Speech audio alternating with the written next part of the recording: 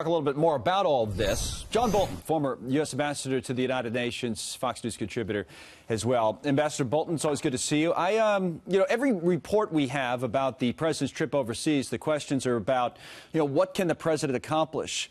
But in hearing Blake and in seeing these reports from China, the Chinese president really has rolled out the red carpet. What's the goal from Xi Jinping's point of view? What does he want out of the U.S. president? He really seems to be welcoming. Well, he'd like nothing better than for Donald Trump to say something that would put China and Xi Jinping in particular on an equal plane with the United States.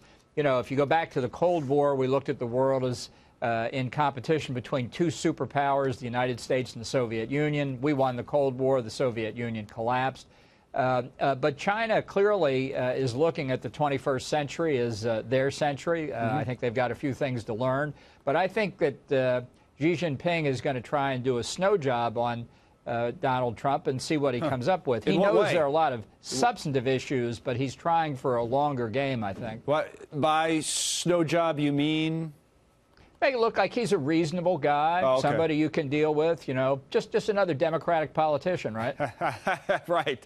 Yeah, not exactly. Well, I just think it's interesting how he's really gone out of his way. Now, from the U.S. side of it, obviously, as Blake was reporting, you want to really pressure them on North Korea. Now, to that end, let's take a listen to one more comment from the president last night, our time, in his South Korean speech and try to figure out who he may have been talking about. Here he is.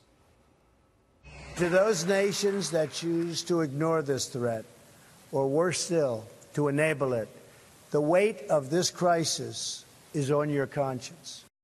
All right, no names named, but is China ignoring this threat or enabling North Korea still?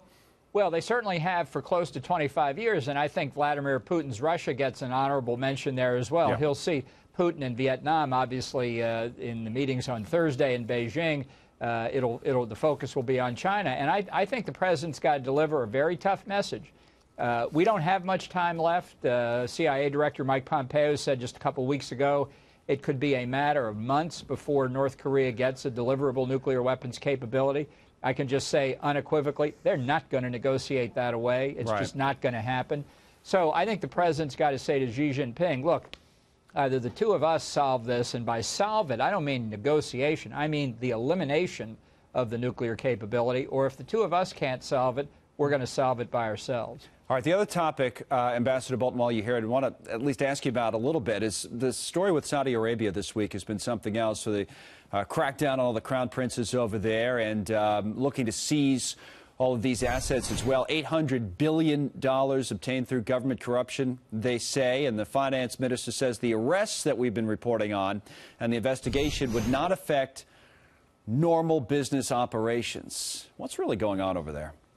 Well, I don't think there's any doubt the Crown Prince, with the support of his father, the King, Mohammed bin Salman, the Crown Prince, has basically taken control of all of the various armed forces within the kingdom.